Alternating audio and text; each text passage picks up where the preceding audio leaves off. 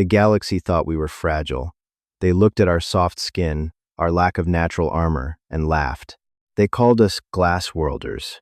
That arrogance lasted exactly until Elias Carter walked into the main mess hall. Bleeding, exhausted, and dragging the corpse of the apex predator that hunted them all. Acheron Mining Facility 7 was not a place for the weak. Located on a tidally locked rock 3 jumps past the Sirius sector, it was a brutal, unforgiving environment. The surface was a blasted wasteland of razor-sharp obsidian and toxic ammonia storms, which meant the entire facility was built underground, carving deep into the planet's crust to harvest rare isotope veins. The workforce was a coalition of species, but the hierarchy was strictly defined by biology. At the top were the Kalan, standing 7 feet tall, with silicon-laced bone plating and redundant respiratory systems. They were natural warriors and logical commanders. Then there were the Vraks, hulking, 4-armed behemoths who handled the heavy lifting that machines couldn't reach. And at the very bottom, categorized as class, 3 laborers, were the humans. We were relatively new to the galactic stage. When the United Nations of Earth finally broke the faster-than-light barrier in 2142, the wider galactic community was unimpressed. To them, we were biologically pathetic. We had no natural armor, no venom, no secondary hearts, and our bodies were mostly water, making us highly susceptible to radiation and extreme temperatures. We were hired as cheap, disposable maintenance technicians the people sent into the cramped, hot vents because we were small and pliable. Elias Carter didn't mind the disrespect. At 42, Elias had already lived a hard life. Before signing a contract with Lockheed Boeing's off-world division, he had spent 15 years as a deep-sea welder in the Gulf of Mexico, wrestling with crushing pressures, zero visibility, and the constant threat of catastrophic equipment failure. The aliens at Acheron 7 thought humans were fragile. Elias knew that humanity's strength wasn't in our skin, but in our stubborn refusal to die. The delicate balance of Acheron 7 shattered during Cycle 44. It started with missing equipment in the lower levels. Then, a Vrax driller was found dead in Sector 4. The Kalan security forces initially blamed a tunnel collapse, but the autopsy revealed a terrifying truth. The Vrax hadn't been crushed, he had been hollowed out. Something had bypassed his thick hide and injected a neurotoxin that liquefied his internal organs. They called it a Krell beast, an apex predator native to Acheron's deep subterranean caves that the mining lasers had inadvertently breached. In the span of 3 days, the Krell beast killed 4 more workers. The Kalan sent heavily armed security patrols into the dark tunnels. Only half of them returned. Commander Velok, the Kalan overseer of the facility, convened an emergency meeting in the central mess hall. The room buzzed with the terrified clicks, growls, and murmurs of 100 alien workers. Sector 4 and Sector 5 are fully compromised, Velok announced, his voice a synthesized rumble through his translation collar. His dark, segmented eyes scanned the room, lingering with faint disdain on the small cluster of humans in the back. The indigenous life form is highly adapted to the dark. It possesses thermal camouflage and a carapace that deflects standard-issue plasma fire. Effective immediately, the lower levels are sealed off. No one goes past Bulkhead Delta. Sarah Jenkins, a human geological engineer who had transferred from an MIT research grant to pay off her student debt, raised her hand. Commander, what about the cooling tower repair team? David Huckabee and 2 Kalan engineers were dispatched to Sector 5. An hour before the lockdown. They're still down there. Velok's expression did not change. The bulkhead is sealed, Technician Jenkins. Opening it would risk the lives of the entire facility. They are casualties of the expansion. They are already dead. They have a reinforced emergency shelter, Sarah argued, her voice rising in panic. They have enough oxygen for 24 hours. We can send a retrieval team. A retrieval team of whom? Velok sneered, his mandibles clicking in irritation. My finest warriors were slaughtered in minutes. The beast hunts by tracking electrical impulses and heat.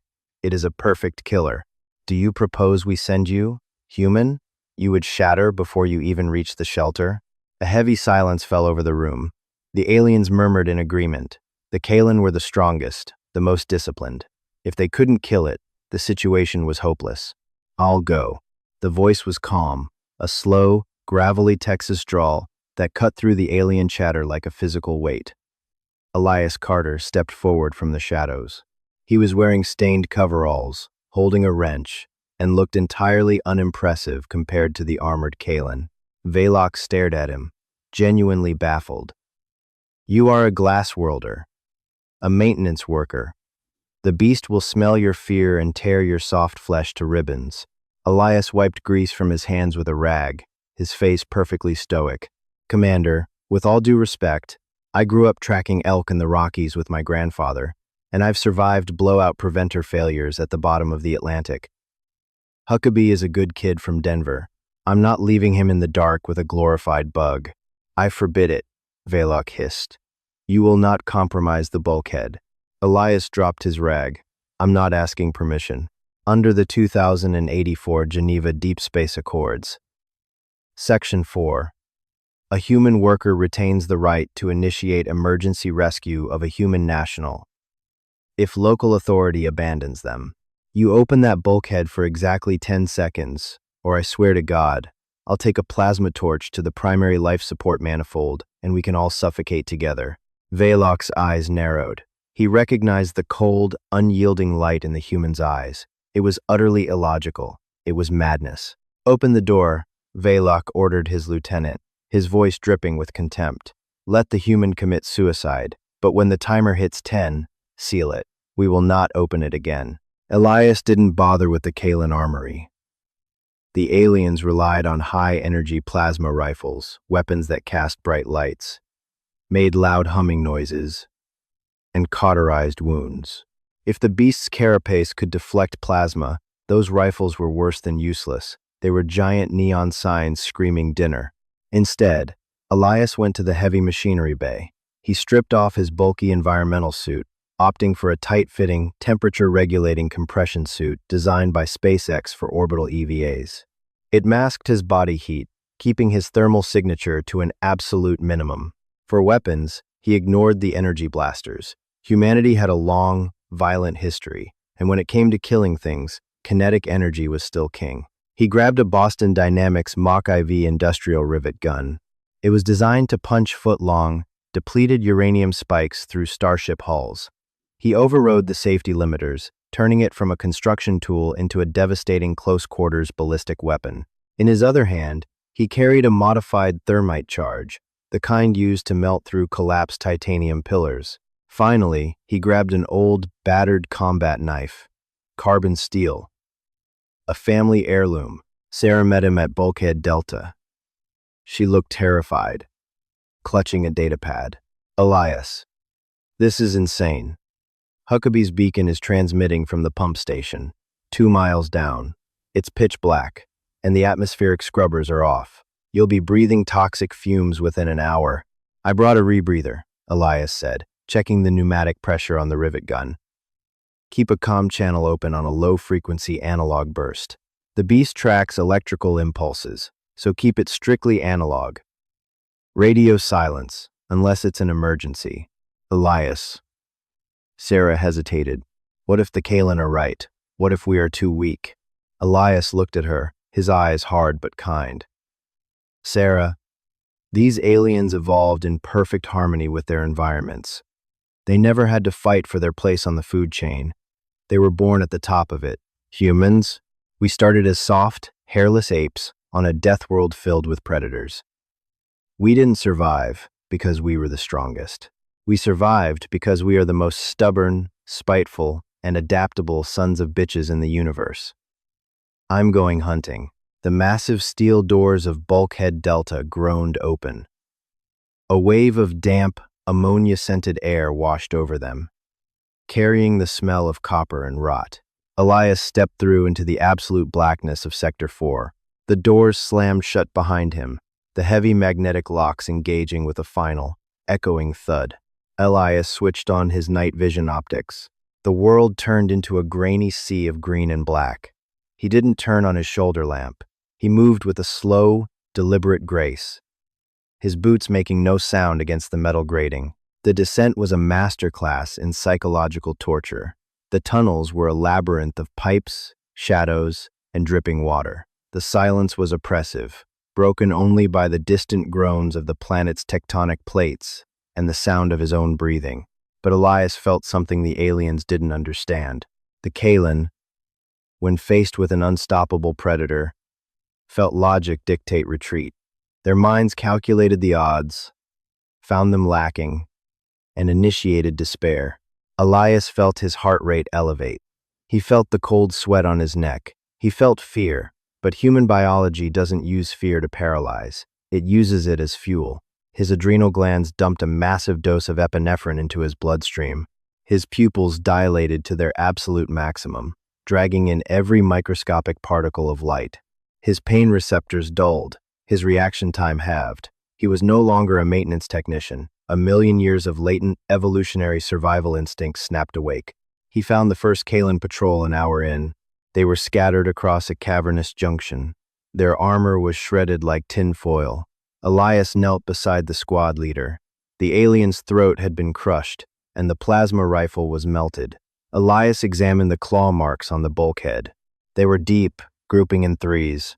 It ambushed them from above, Elias noted, looking up at the ceiling vents. It didn't fight them. It dropped, killed the leader, caused panic, and picked them off in the chaos. He kept moving, heading deeper, toward the pump station where Huckabee was trapped. At the 1.5-mile mark, Elias stopped. The hair on his arms stood straight up. The air felt heavy. The subtle, background hum of the ambient tunnel drafts had ceased. It was too quiet. Elias slowly raised the heavy rivet gun, pressing the stock against his shoulder. He didn't look around frantically. He breathed in, slow and steady, through his nose. He smelled it before he saw it, a sharp, acrid scent, like ozone and rotting meat. A shadow detached itself from the ceiling directly ahead of him. The Krell beast was a nightmare of biological engineering. It was the size of a grizzly bear, covered in plates of jagged, vanablack chitin that absorbed all light. It had 6 limbs ending in scythe-like claws, and a jaw that unhinged, lined with rows of translucent venom-dripping teeth. It didn't roar. It didn't posture. It just stared at Elias with 4 dead, milk-white eyes. It was used to its prey running. It was used to the Kalen firing wildly into the dark, giving away their exact position. Elias didn't run. He didn't blink. He stood perfectly still in the dark, the heavy rivet gun aimed square at the beast's center of mass. "Come on, you ugly bastard," Elias whispered into the darkness. "Let's see what you're made of." The beast coiled its 6 legs, the muscles beneath the chitin rippling, and launched itself through the air with terrifying speed, straight for the glass worlder. The Krell beast moved with a terrifying, fluid grace, a mass of razor-sharp chitin and muscle blurring through the pitch-black tunnel. It crossed the 30 feet between them in less than 2 seconds, its jaws unhinging to reveal a maw of venom-glistening teeth. Elias didn't flinch. In his younger days, he had stared down a great white shark off the coast of Baja while trapped in a diving cage. The beast before him was alien, but a predator was a predator. They all expected their prey to freeze or flee. They never expected the prey to hit back. Elias planted his boots firmly on the steel grating, leaned into the heavy stock of the Boston Dynamics Mach IV, and pulled the trigger. The industrial rivet gun didn't hum or glow like the Kalen plasma rifles. It detonated. In the confined space of the tunnel, the pneumatic blast was deafening. A localized thunderclap that physically shook the dust from the ceiling. A 12-inch spike of depleted uranium, meant to anchor Starship bulkheads against orbital stress, ejected from the barrel at Mach 3. It struck the Krell beast dead center in its armored chest while it was still mid-air. The kinetic energy transfer was catastrophic. Plasma weapons dispersed energy over a surface area, allowing the beast's heat-resistant carapace to deflect the damage. The uranium spike, however, delivered all its massive kinetic force into a space the size of a quarter. The beast's impenetrable armor cracked violently inward, shattering like a tempered glass windshield. The impact blew the creature backward. It hit the tunnel wall with a sickening crunch, a spray of viscous, acidic blue blood erupting from the wound, hissing as it ate into the metal grating. The beast let out a sound Elias had never heard, a high-pitched, mechanical screech that vibrated in his dental fillings. It thrashed wildly, two of its scythe limbs scrabbling at the uranium spike lodged deep in its thorax. Elias racked the bolt of the rivet gun, the heavy mechanism clacking loudly, and stepped forward to finish it. He aimed for the cluster of milk-white eyes, but the Krell beast wasn't just an animal. It was an apex survivor. It realized instantly that the small, unarmored biped in front of it was not prey. It was death. With a burst of frantic speed, the creature scrambled backward, its claws sparking against the metal walls, and launched itself up into a massive, overhead ventilation shaft. It vanished into the darkness, leaving only a trail of smoking blue blood. The silence slammed back down around Elias. His breathing was heavy, the air rasping through the rebreather. His arms ached from the recoil of the modified tool. "Damn it," he muttered, sweeping the night vision optics across the ceiling. He had heard it, but a wounded predator was infinitely more dangerous than a hungry one. It would not attack him head-on again. It would stalk him. Elias pressed forward, his pace slower now, his senses dialed to an agonizing extreme. He followed the trail of acidic blood, navigating a maze of catastrophic damage. The beast had torn through heavily reinforced steel bulkheads as if they were wet paper. For the next 2 hours, the descent became a psychological war of attrition. The alien was testing him. Elias heard the clicking of its claws echoing through the pipes, coming from all directions. Occasionally, a piece of loose grating would crash down behind him. The beast was trying to trigger his startle response, trying to make him run, trying to exhaust his nervous system. It was a tactic that worked flawlessly on the highly logical Kalen. To an alien brain accustomed to absolute superiority, the inability to predict the threat led to cognitive overload and panic. But Elias was human. He was a product of a world where early hominids survived the long, dark nights of the African savanna by grouping together around a fire and staring into the shadows with spears. Humans were the undisputed masters of enduring anxiety. Elias ignored the phantom noises. He conserved his energy, keeping his breathing steady, moving with a relentless, mechanical rhythm. By the time he reached the 2-mile mark, the air pressure had dropped significantly. The ambient temperature spiked as he approached Sector 5's geothermal cooling towers. Sweat soaked his compression suit. His muscles burned with lactic acid buildup, but his focus remained absolute. He finally saw the heavy blast door of the emergency pump station up ahead. The reinforced steel was deeply scarred, marked by massive, frantic gouges where the Krell beast had tried to dig its way inside to get to the trapped workers. The lock mechanism was glowing a faint, emergency amber. Elias swept his weapon in a wide arc, checking the deep shadows of the cavernous cooling room. Nothing. He moved to the keypad and punched in the override code Sarah Jenkins had given him. The heavy door hissed, the pressure equalizing with a loud squeal, and slowly ground open. Inside the small, metal-walled bunker, 3 figures were huddled together. 2 Kalen engineers, their usually vibrant exoskeletons, dull and gray with terror, were backed against the far wall, grasping heavy wrenches like clubs. In the center sat David Huckabee. He was 24, barely out of his apprenticeship, and he looked like a ghost. When he saw Elias step through the doorway, his eyes widened in absolute disbelief. "Carter?" David croaked, his voice cracking. "Jesus Christ, Carter. Is that you?" Elias lowered the rivet gun slightly and pulled the rebreather mask down around his neck.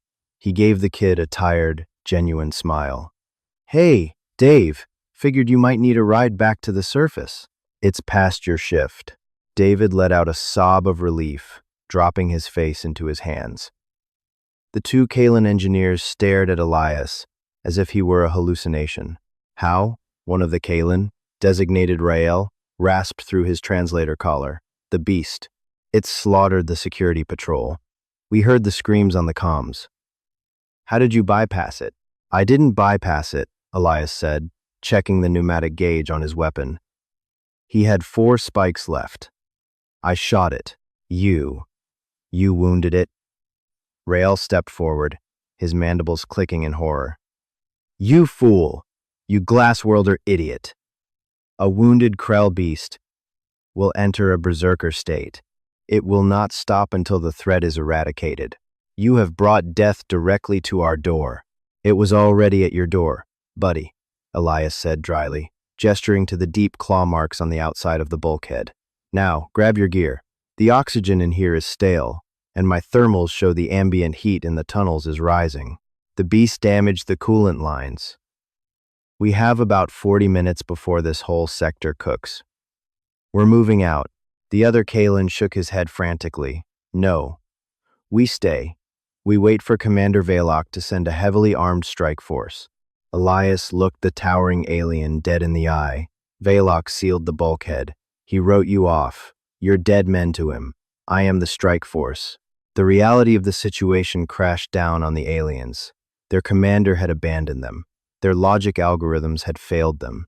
They were entirely dependent on a soft-skinned, Class 3 laborer holding a modified construction tool. Get up, Elias barked, his voice carrying the harsh authority of a deep-sea foreman. It wasn't a request. Stay behind me. Step where I step. Keep quiet. We have a 2-mile hike uphill in the dark, and we're being hunted. Let's go. The journey back up was a descent into hell, inverted. The heat radiating from the damaged cooling towers had turned the lower tunnels into an industrial sauna. Condensation dripped from the ceiling like rain, making the metal grating slick and treacherous. Every step was agonizing.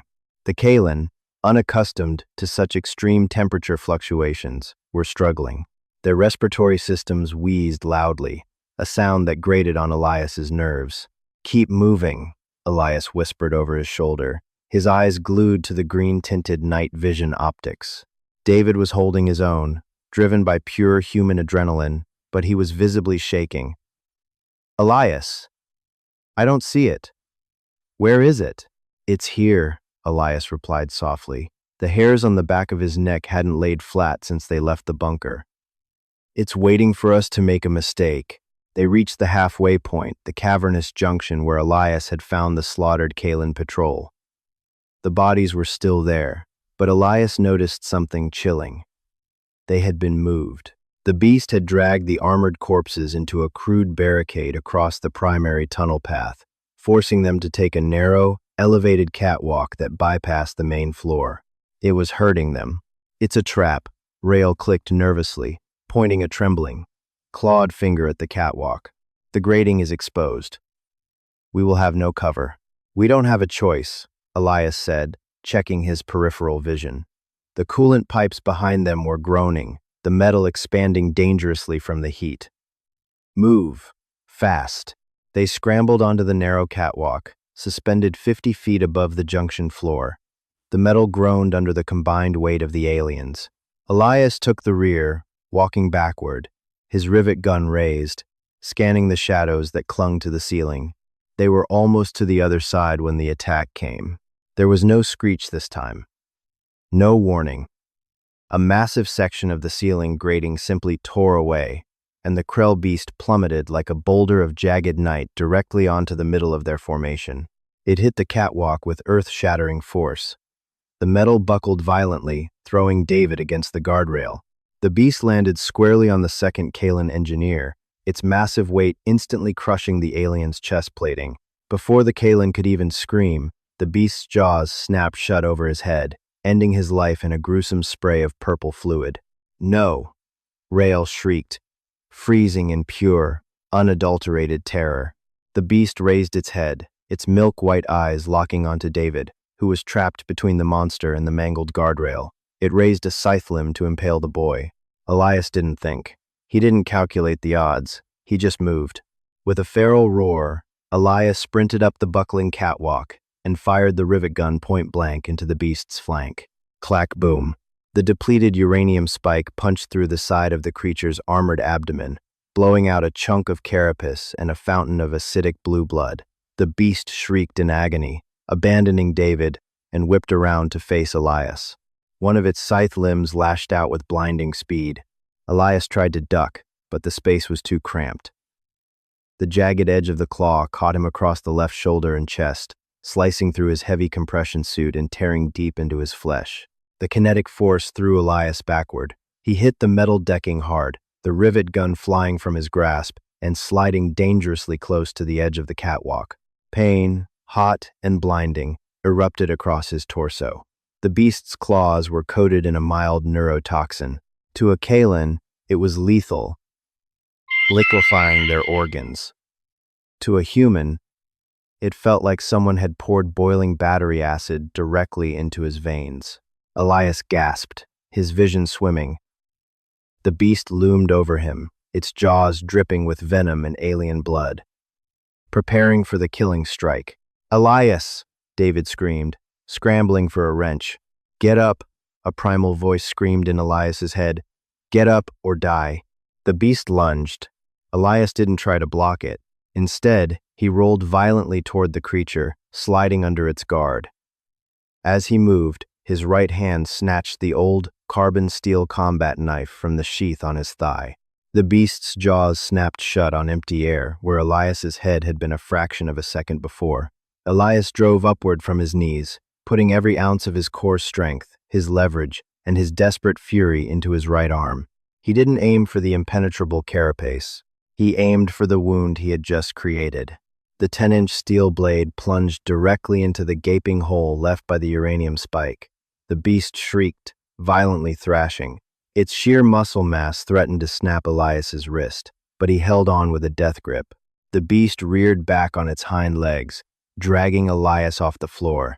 Blood, both the acidic blue of the monster and the bright crimson of the human, rained down on the catwalk. The acid burned Elias's face and arms, but the adrenaline surging through his system blocked out the pain. He was no longer a civilized man. He was an ape fighting a monster in a cave, fighting for the survival of his pack. "Die, you son of a bitch," Elias roared, twisting the blade brutally and ripping it horizontally through the beast's soft internal organs. The Krell beast spasmed wildly. One of its flailing limbs struck Elias in the ribs, producing a sickening crack. He felt his breath leave him, but he didn't let go of the knife. He used his free hand to grab the edge of the creature's cracked chest plate, anchoring himself, and drove the knife deeper, violently severing a massive, pulsing artery near what had to be its heart. A geyser of hot, foul-smelling fluid erupted over him. The beast let out one final, deafening, rattling screech. Its 6 limbs stiffened, its milky eyes rolled back, and the massive creature collapsed inward. It crashed onto the catwalk, taking Elias down with it. For a long minute, there was only the sound of heavy, agonizing breathing. "Elias?" David whispered, his voice trembling as he crawled across the slick grating. "Elias, are you?" With a groan that sounded like tearing metal, Elias pushed the massive, lifeless head of the beast off his chest. He rolled onto his back, gasping for air. His compression suit was shredded. His chest and shoulder were a mess of deep lacerations, bleeding profusely. The acidic blood had burned his skin, leaving angry red welts across his jaw and arms. He looked at David, his eyes bloodshot, his face pale, but his jaw set in a hard line. "I'm all right," Elias rasped, coughing up a spatter of blood. He gripped his side where his ribs were broken. Rael, the surviving Kalen, slowly approached.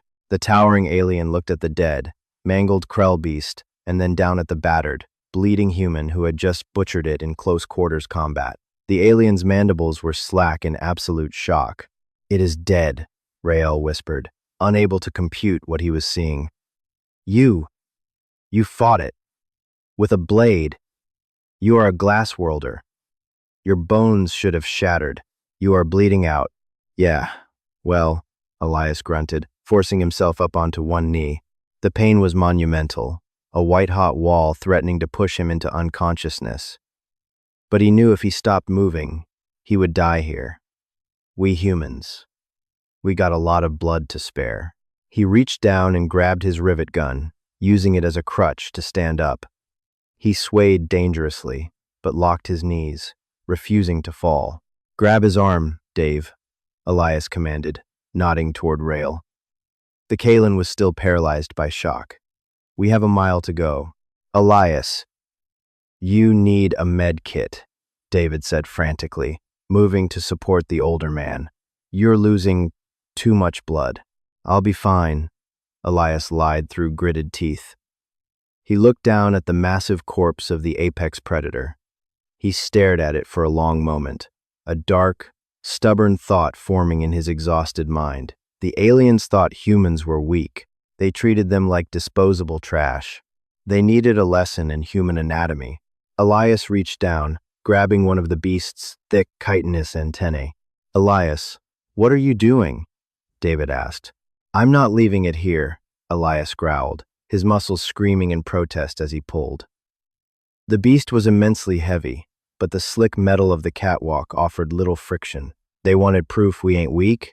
I'm gonna give them proof. With a pained, guttural shout, Elias Carter leaned forward, the heavy antenna gripped tight in his bloody hand, and began to drag the monster that hunted them all toward the surface. The final mile was a blur of agony and copper-tasting breath. Acheron 7's lower gravity was the only reason Elias could move the Krell beast at all, but even at 0.8 Gs, the dead weight of the armored predator was monumental. Every pull tore at the lacerations across his chest. His blood dripped in a steady, rhythmic cadence, mixing with the glowing blue ichor of the monster, painting a gruesome trail up the metal-grated ramp. David Huckabee walked at his right, pale and shivering from shock, while Rael, the towering Kalen engineer, walked on his left. Rael's worldview had been entirely deconstructed in the span of 3 hours. He watched the human, a creature of soft tissue and water, endure trauma that would have put a Kalen into a fatal systemic shock, driven forward by a biological imperative the aliens simply could not comprehend. Spite. Carter, please, David begged, his voice echoing in the stifling tunnel. Let Rael carry it. You're going to bleed out before we hit Bulkhead Delta. No. Elias rasped, his voice a wet, gravelly whisper. He gripped the severed antenna tighter, his knuckles white. They need to see it. They need to know. Back in the main mess hall, the atmosphere was a stifling mix of fear and grim finality. 2 hours had passed since the 10-second window closed. Commander Velok stood before the assembly of alien laborers, his posture rigid. The human sacrifice, while illogical, is noted, Velok announced through his translator caller, addressing the restless crowd. But the lower levels are officially lost.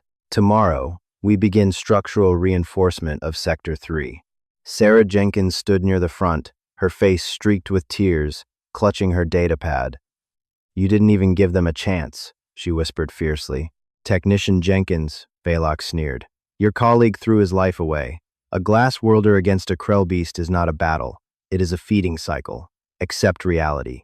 Then, a sound echoed through the cavernous hall. Clang. The entire room fell dead silent. The noise came from the heavy audio pickups near Bulkhead Delta. Clang. It was a heavy, deliberate, metallic strike.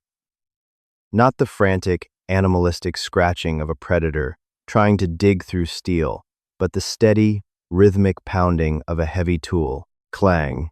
Security team, weapons hot, Velok hissed, his mandibles twitching as he drew his own plasma sidearm. The beast is testing the perimeter. Sarah didn't listen. She looked down at her datapad, her eyes widening.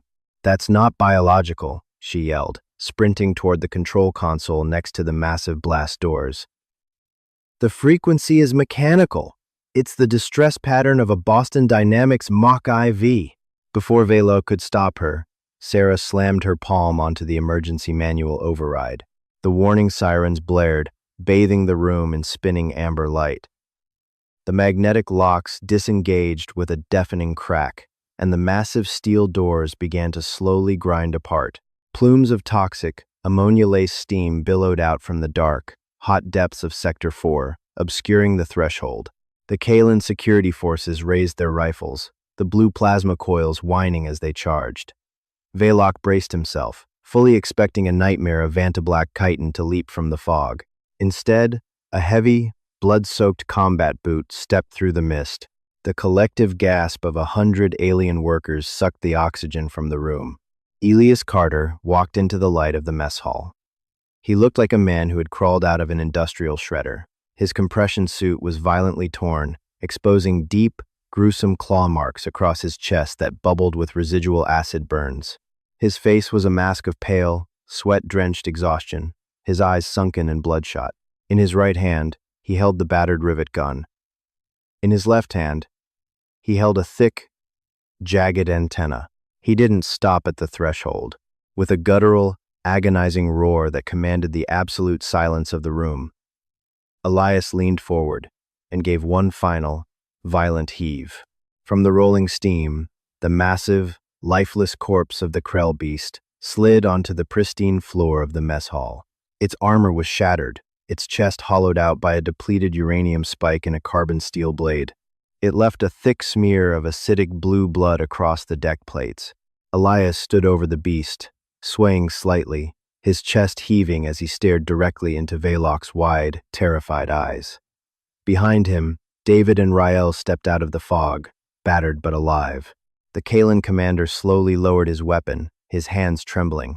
The unbreakable logic of his species was short-circuiting. The apex predator of Acheron 7 had been butchered, not by artillery, not by a battalion of armored warriors, but by a single, 42-year-old maintenance technician with a construction tool. Dr. Thomas Abernathy, Elias wheezed, his voice carrying over the stunned silence as he called for the chief medical officer. He dropped the antenna. It hit the floor with a wet smack. Elias looked back at Velok, his bloodied lips curling into a vicious, exhausted smirk. "Sector 5 is clear, Commander," Elias whispered, the defiance in his voice burning brighter than any plasma rifle. "Send a cleanup crew." His knees finally buckled. Elias collapsed backward, unconscious, before he even hit the floor, as Dr. Abernathy and Sarah rushed forward, screaming for trauma kits. The aliens didn't move. They just stared at the fallen human and the slaughtered monster beside him, in absolute, reverent terror. The galaxy thought humanity was fragile. They looked at our lack of armor and calculated our weakness, forgetting that our entire history was forged in the dark, fighting monsters with nothing but sharpened sticks and sheer defiance. Elias Carter didn't just kill a predator that day. He killed a galactic misconception. From that moment on, no species in the cosmos ever dared to call a human a glass worlder again.